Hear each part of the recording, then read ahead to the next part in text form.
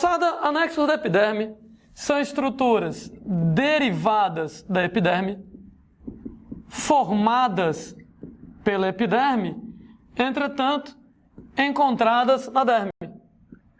Ou seja, essas estruturas a epiderme forma e elas vão acabar se insinuando, vão acabar entrando e se localizando lá na estrutura da derme. Quando a gente fala em anexos da epiderme, alguns deles que a gente tem que falar, número 1, glândulas sebáceas, né? Gente, glândulas sebáceas, elas são glândulas que elas são acinosas. Para quem não lembra, isso quer dizer que elas apresentam porção secretora arredondada e elas sempre estão associadas a um pelo. Isso quer dizer, moçada, que se você de repente está em dúvida se é uma glândula sudorípara ou uma glândula sebácea, se ela tiver porção secretora arredondada, se ela tiver associada a um pelo, ela vai ser então uma glândula sebácea. Então, desenhando, gente, mais ou menos aqui a estrutura da pele da gente, nós vamos ter epiderme mais externa, derme mais profunda. Entre a epiderme e a derme, nós vamos ter estruturas chamadas de papilas dérmicas. Notem, por favor, pelo meu desenho feio, que a fronteira entre a epiderme e a derme, ela não é reta, ela é ondulada, né? Daí as papilas, estruturas que vão se insinuar, que vão entrar na epiderme. Essas papilas dérmicas, elas vão ter o papel de aumentar a superfície de contato entre epiderme e derme. Aumentar a superfície de contato entre derme e epiderme, entre epiderme e derme, significa, gente, duas coisas, né? Quanto maior a superfície de contato, melhor a nutrição. Lembrem que a epiderme ela é avascular, porque ela é um tecido epitelial. Então, nesse caso lá, ela se nutre baseada nos capilares sanguíneos da derme. Então, uma vez que a derme ela vai ter uma grande superfície de contato com a epiderme, facilita a transferência de nutrientes. E também melhora a adesão, né? Então, aquelas estruturas do tipo membrana basal entre tecido epitelial e tecido conjuntivo, no caso epiderme e derme, se você tem a estrutura ondulada, né, aumenta a superfície de contato, aumenta a adesão. Assim, né? Mas na verdade não era nem isso que eu queria discutir com vocês nesse momento. É que, uma vez que eu represento um pelo aqui na estrutura, ora, tá lá um pelo, ele, moçada, apresenta na base dele uma estrutura chamada de folículo ou bulbo piloso. O folículo ou bulbo piloso é quem vai originar o bendito do pelo e nós vamos ter associada a essa estrutura a existência lá de uma glândula sebácea, meu desenho horroroso. Mas tudo bem, é só para ter uma noção que a glândula sebácea acinosa, porção secretora arredondada e associada a um pelo. Qual é o papel, gente, lá nas glândulas sebáceas? Glândulas sebáceas, elas vão produzir lipídios. Quando eu falo em produzir lipídios, né? Gorduras, óleos, e esses óleos e gorduras produzidos lá pelas glândulas sebáceas têm papéis como, por exemplo, número 1, lubrificar os pelos. Tanto é, né, moçada? O contrário de cabelo seco é cabelo oleoso, né? Você pega lá que os lipídios, os óleos, eles vão deixar o cabelo mais oleoso ou mais seco, dependendo da quantidade. E um cabelo muito seco, ele fica quebradiço. Então, lubrificar os pelos é manter a integridade do pelo. Nesse caso lá, se o pelo não tiver com a hidratação adequada, com a lubrificação adequada pelo cabelo seco, ele vai se quebrar com a facilidade maior, né? A gente tem lubrificar pelos, e também para hidratar e impermeabilizar a pele como um todo.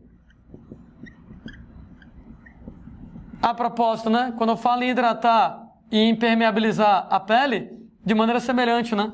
O contrário de pele oleosa é pele seca. Então, se você de repente lá tem pele oleosa, é porque ela tem, moçada, bastante material secretado pelas glândulas sebáceas, hidratar, né, impermeabilizar. Uma pele seca tem pouco. Pele seca, ela tem tendência a rachar, né? Então é muito importante lá esses lipídios das glândulas sebáceas para poder exatamente, ao hidratar a pele, manter a pele hidratada, evitar que aquela camada superficial, a camada córnea, né, da epiderme, ela comece a se fragmentar, a descamar muito, a rachar e daí por diante, né? Inclusive, quando a gente fala em hidratante, hidratante para a pele não é a base de água. O que deixa a pele hidratada não é água. O que deixa a pele hidratada é material de base lipídica. Outra coisa que a gente lembra é que quando, por exemplo, você passa uma pomada, né, a absorção de medicamento pela pomada é muito pequena. Por que a absorção de medicamento da pomada é muito pequena? Porque a pele ela é impermeabilizada. Lembra que você tem aquela camada córnea rica em queratina. E a queratina ela é impermeável. Então ela não vai deixar o material entrar, né? Você pega lá que os lipídios das glândulas sebáceas contribuem para essa impermeabilização. Então o material da pomada não vai entrar. A não ser que esse material seja de base lipídica. Ou seja, quando você vai lá e usa um hidratante para a pele, o hidratante para a pele, ele é de base lipídica. Ou, por exemplo, remédios utilizados como pomada, sempre de base lipídica, que você vai ter aqui, que a glândula sebácea, ela vai lá, está eliminando a secreção dela. Essa secreção, ela é de base gordurosa, de base lipídica, o que quer dizer que do ladinho dos pelos você tem lipídios. O que quer dizer que eu tenho o pelo, eu tenho o poro por onde, moçada, o pelo vai sair, e o material do hidratante, né, que você vai lá passar na sua pele, para sua pele ficar bonitona, macia, etc e tal. Ou então a pomada de remédio que você passe, essa pomada só vai passar a funcionar se ela for de base lipídica, semelhante dissolve semelhante, né? Nesse caso, moçada, vai conseguir passar pela camada de lipídios.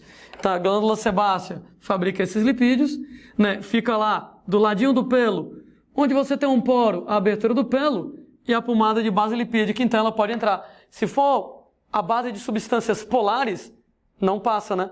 Aquele lance lá que queratina impermeabiliza e esse material aqui de base lipídica, óleos e gorduras, lubrifica pelos, hidrata, impermeabiliza lá a pele, né? Impermeabiliza, né? Então evita lá a entrada de substâncias, né, que sejam polares.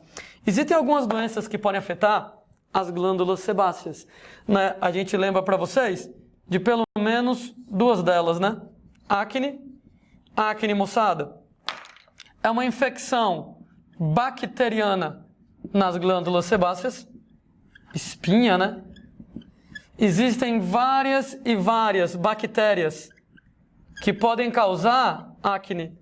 Um exemplo, gente, bactéria que pode causar acne chama Propionibacterium acne.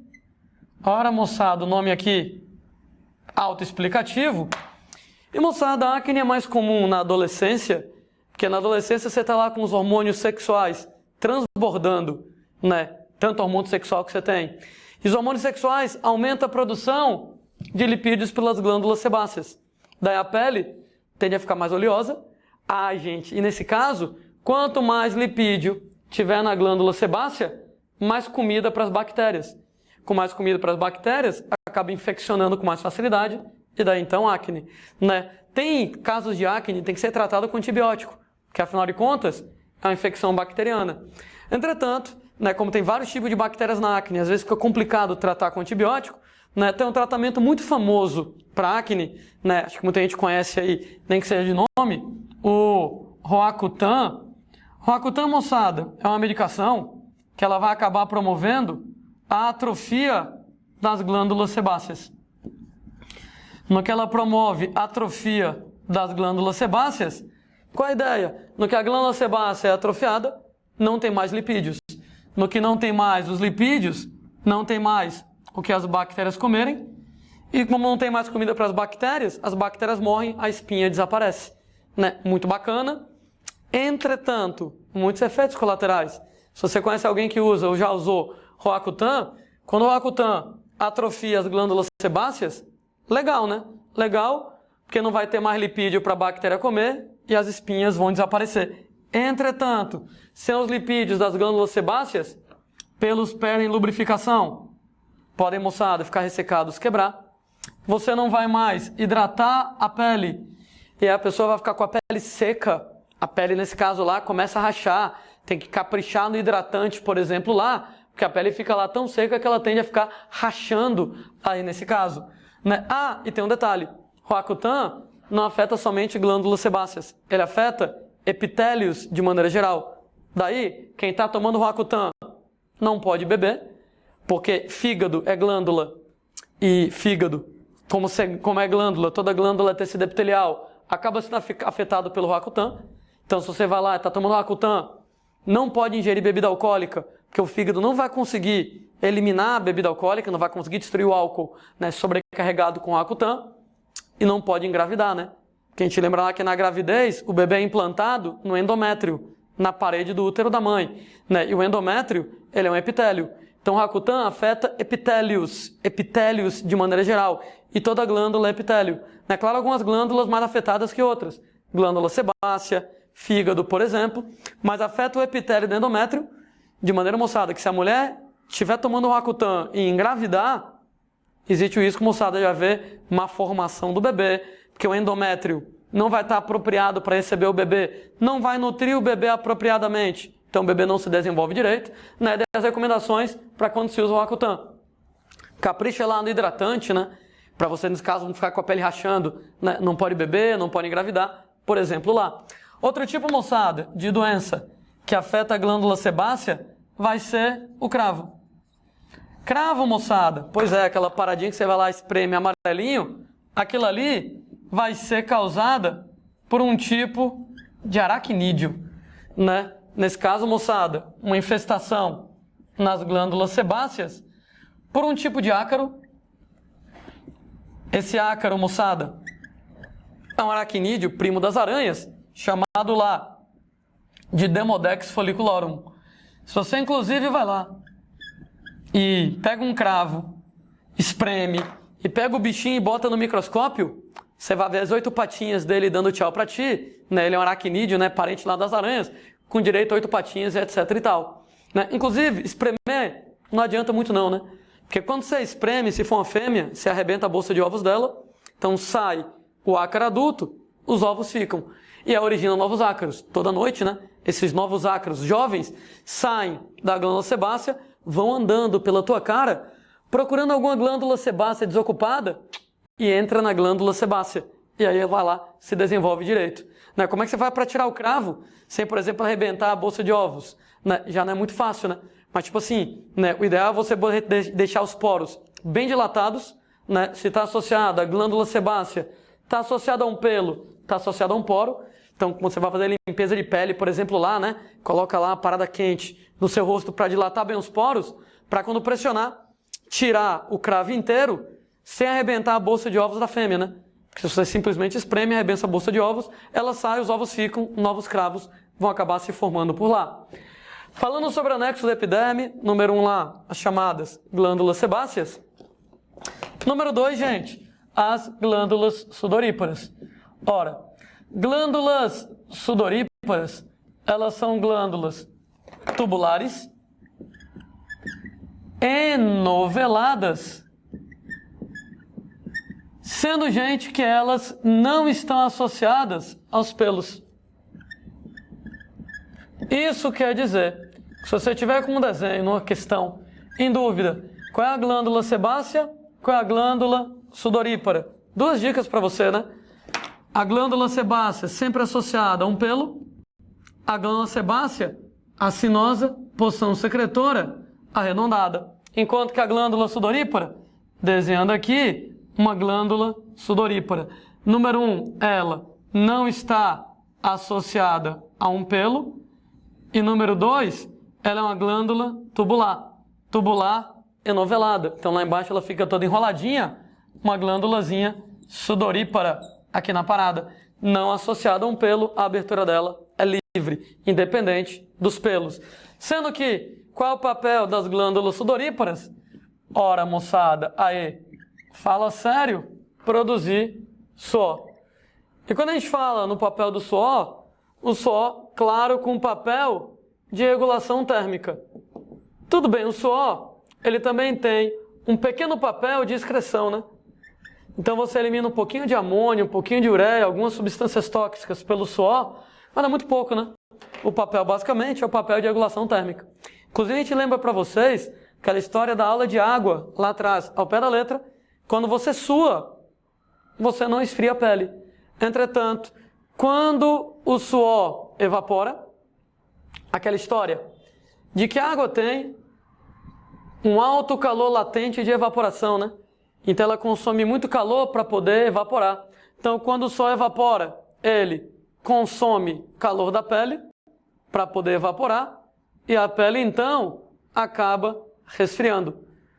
Então alto calor de vaporização que a água tem, quando o suor evapora, quando a água evapora, ela consome muito calor para evaporar. Ela tira o calor da pele e com isso a pele acaba esfriando.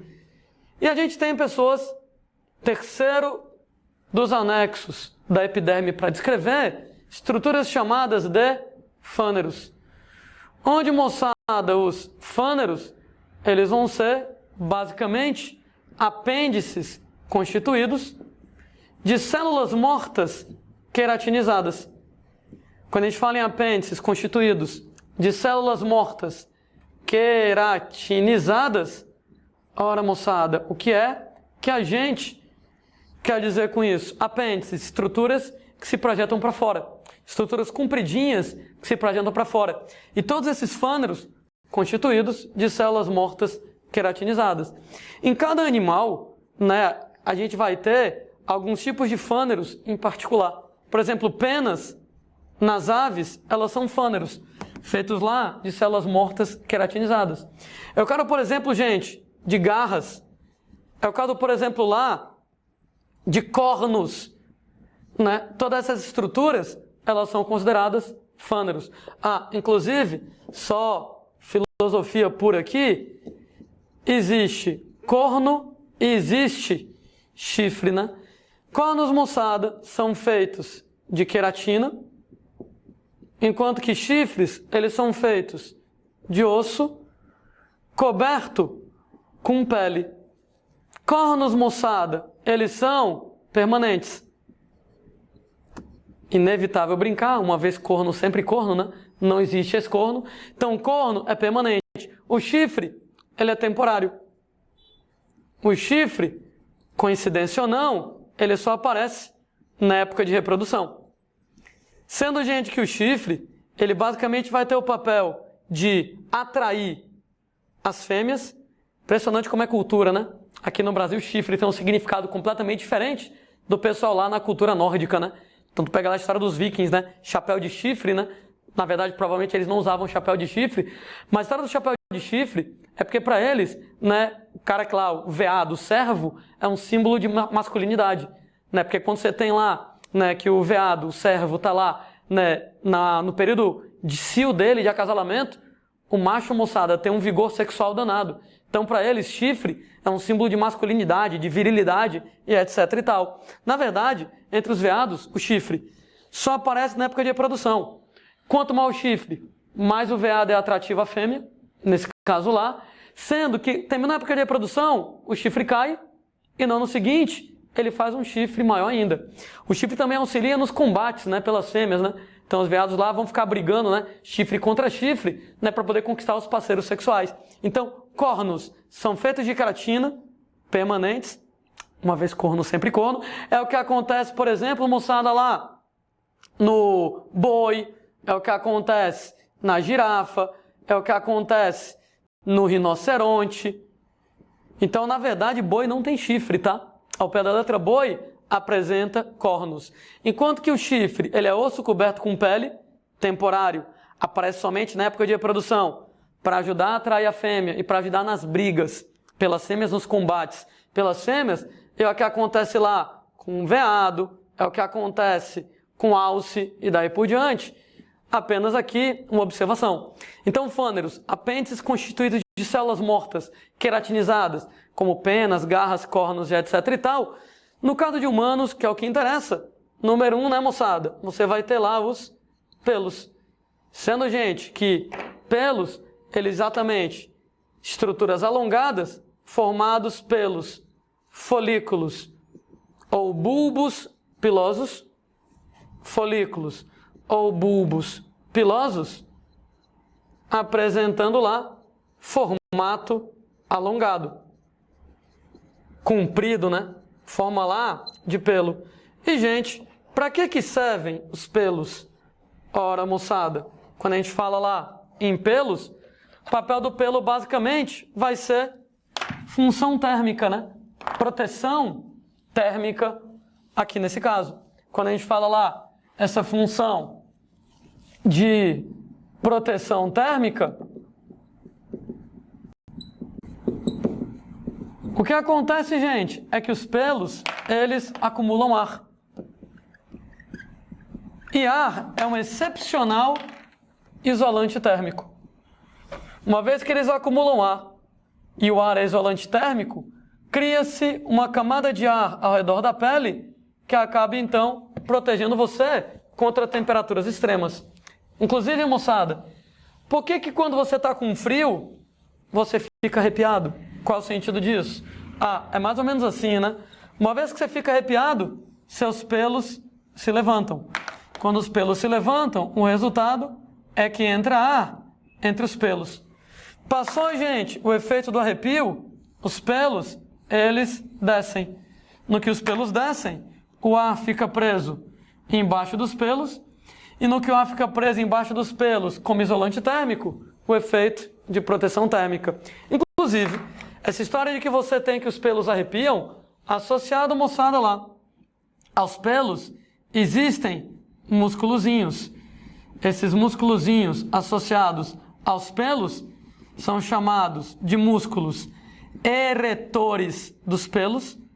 Um músculo eretor, porque vai deixar o pelo ereto, né? Então, esse músculozinho aqui é um músculo de uma categoria chamada de músculo liso, que é um músculo involuntário, você não controla ele. Mais uma vez, moçada, que esse cara trabalha, então ele vai lá deixar os pelos arrepiados, o ar entra, passou o arrepio, o ar fica preso, a camada lá, isolante térmica. Né? A gente lembra lá que pelos e cabelos têm basicamente a mesma estrutura, né? A diferença é o ciclo de crescimento. Os pelos, eles têm um ciclo de crescimento muito curto, né? Como eles têm um ciclo de crescimento curto, eles vão crescer um pouquinho e caem. Daí eles sempre têm pequeno comprimento. Enquanto, moçada, nós vamos ter os cabelos com um ciclo de crescimento mais longo. E como eles têm um ciclo de crescimento mais longo antes de cair, claro, eles vão ter um comprimento maior. Aliás, né? Por exemplo, se você deixar lá o seu cabelo crescer, gente, ele vai crescer até o seu pé, né? Daí, eles acabam sendo mais longos. Mas o pelo, ele nunca cresce muito, né? Esses pelos rei no meu braço aqui, não vão ficar maior do que isso. Porque eles crescem, moçada, 1, 2 meses e cai. Cresce 1, 2 meses e cai. Cresce 1, 2 meses e cai. Então, como ele só cresce 1, 2 meses e logo cai, ele nunca vai ficar muito longo. Enquanto, por exemplo, lá, cabelos, eles podem crescer anos a fio antes de cair, então eles atingem lá grandes comprimentos. No corpo inteiro, moçada, a gente vai ter pelos em quase toda a pele, só não vai ter, moçada, pelos na glande peniana, palma da mão e planta do pé, né? Glande peniana, palma da mão, planta do pé, regiões onde você não vai ter os pelos. Na palma da mão e na planta do pé, faz sentido, né, moçada? Questão, de repente, lá de que o pelo é lubrificado. O pelo é lubrificado com gordura, com óleo da glândula sebácea. Isso deixa liso, né? Isso quer dizer que você ia escorregar do galho com mais facilidade no tempo que a gente, entre aspas, era macaco. Quer dizer que no chão você ia escorregar com mais facilidade. E provavelmente na glande peniana deve ter a ver lá com, né, sensibilidade do ato sexual. Né? Provavelmente o pelo iria atrapalhar na sensibilidade sexual, então não tem pelos por lá. Né? A gente lembra ainda para vocês que cabelos, a gente vai ter cabelos, claro, na cabeça, né? Questão lá de proteger contra impactos mecânicos, proteger contra um superaquecimento da cabeça, né? Se você não tivesse cabelo, você ia pegar sol direto na cabeça e acabar superaquecendo. Talvez a alta temperatura da cabeça fosse prejudicial. Então, o seu cabelo aí acumula ar, isolante térmico, evita o superaquecimento da cabeça. Então, ficaram cabelos na cabeça. No sovaco, né? No caso do sovaco é questão de atrito, né? Diminuir o atrito, né? Quando você se movimenta. Na virilha, né? Ao pé da letra, moçada, da virilha não é pelo, é cabelo. Se você deixar crescer, vai até o seu pé lá, né? Tem que dar uma depilada de vez em quando lá e tal, né? O que acontece lá é que os pelos da região pubiana amortecer o impacto do ato sexual e também amortecer o movimento da perna, né?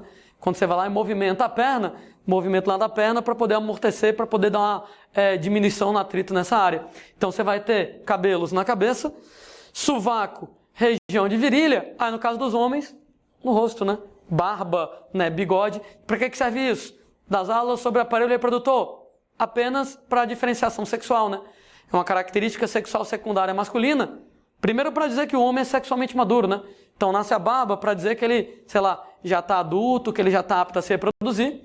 E em segundo lugar, para poder, nesse caso lá, diferenciar homens e mulheres, né? Facilitar o reconhecimento do parceiro sexual, né? Então, pelos e cabelos.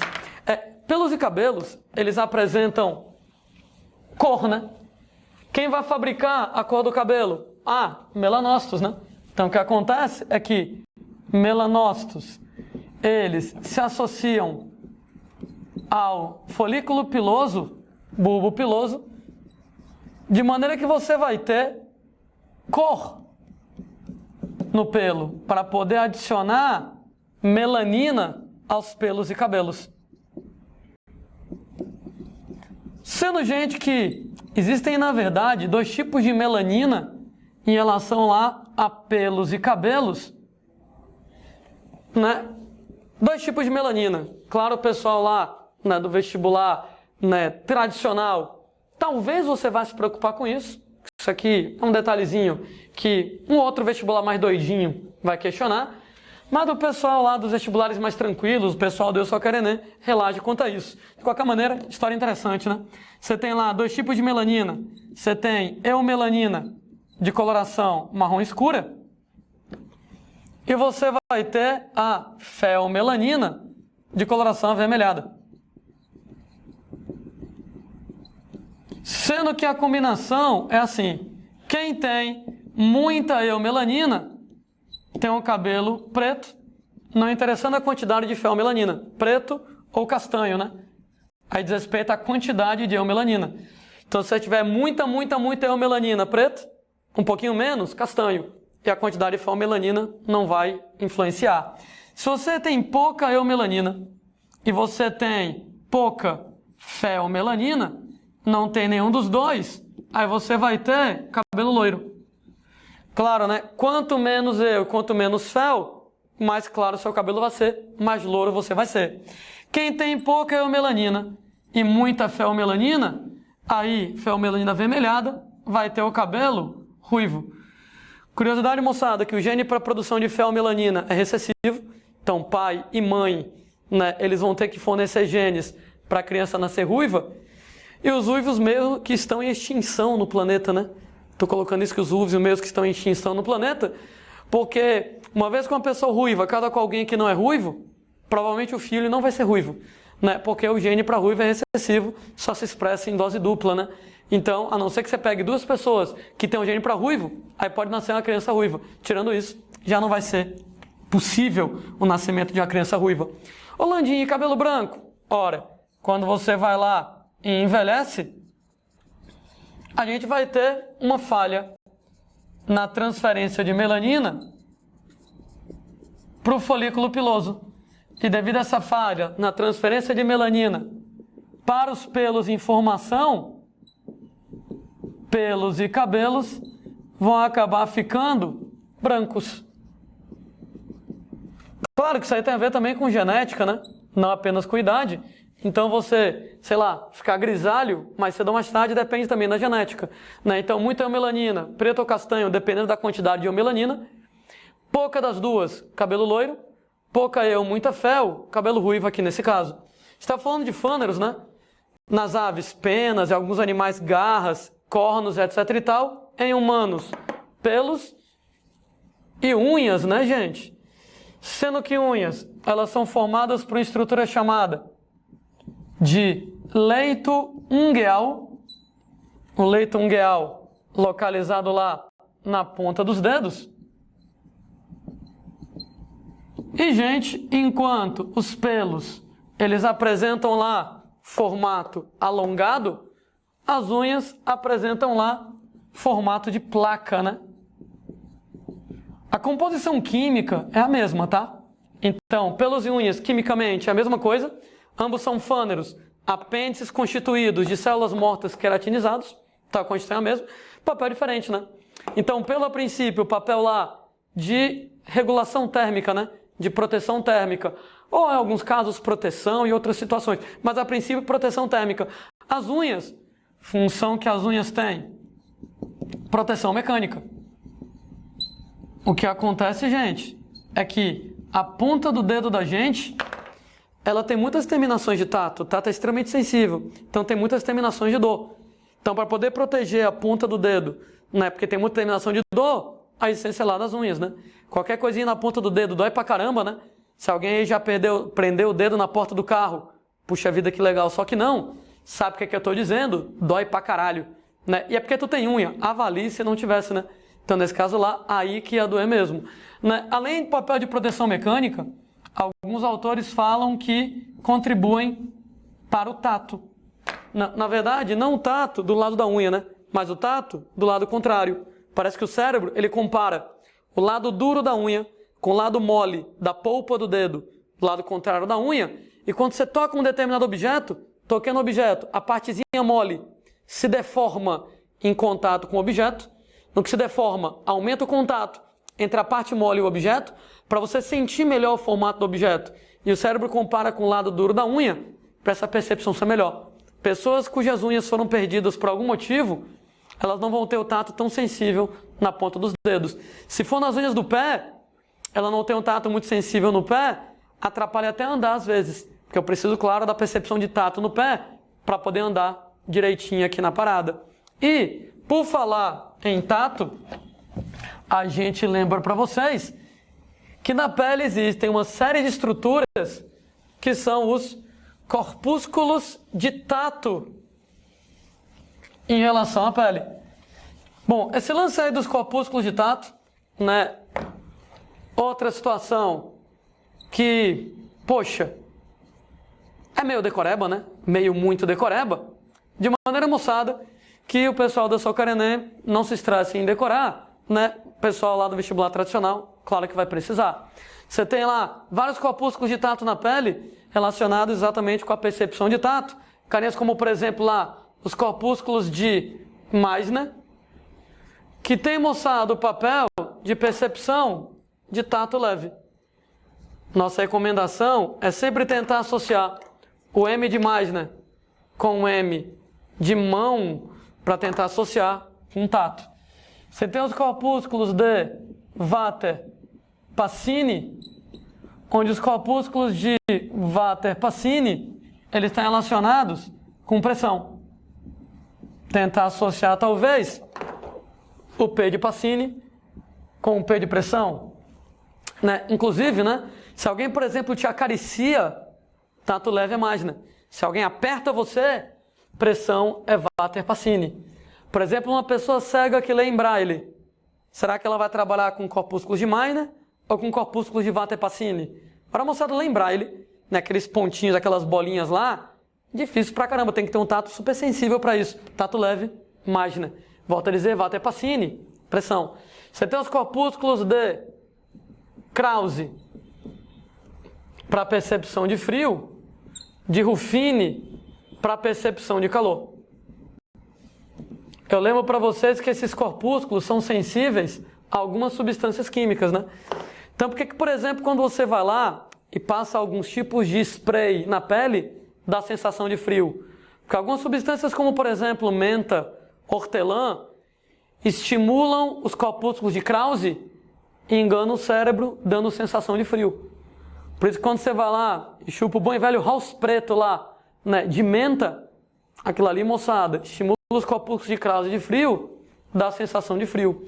Curiosamente, algumas substâncias químicas estimulam os corpúsculos de Ruffini e dão a sensação de calor. Que nem a capsaicina, que é uma substância da pimenta. Tanto é que pimenta dá aquela sensação de ardência, né? Por quê? Porque estimula os receptores de calor, engana o cérebro. E você vai ter ainda as terminações nervosas livres, que estão relacionadas com a percepção de dor. Nas aulas sobre sistemas, que a gente for conversar com vocês sobre sistema sensorial, os órgãos dos sentidos, que a gente falar de pele, a gente volta a falar dos corpúsculos de tato com um pouco mais de detalhe.